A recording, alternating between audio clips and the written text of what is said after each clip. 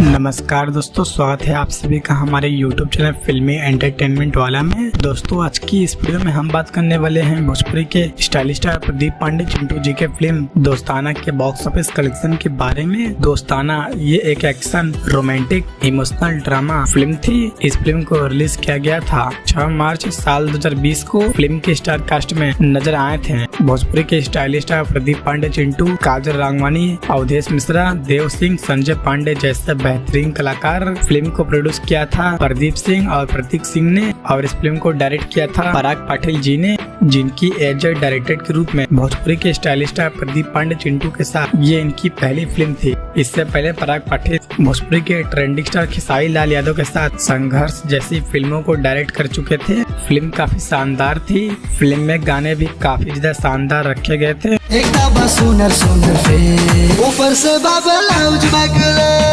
बात करें फिल्म के बॉक्स ऑफिस कलेक्शन के बारे में तो इस फिल्म का बजट 1,50,00,000 रखा गया था और इस फिल्म ने बॉक्स ऑफिस पर 4,90,00,000 का कलेक्शन किया था और ये फिल्म बॉक्स ऑफिस पर सुपर हिट साबित हुई थी। तो दोस्तों आप सभी लोग ने इस फिल्म को देखा या नहीं देखा है कमेंट बॉक्स में जरूर बताइए, और ऐसे ही इंटरेस्टिंग वीडियो देखने के लिए वीडियो को लाइक और चैनल को सब्सक्राइब जरूर करें।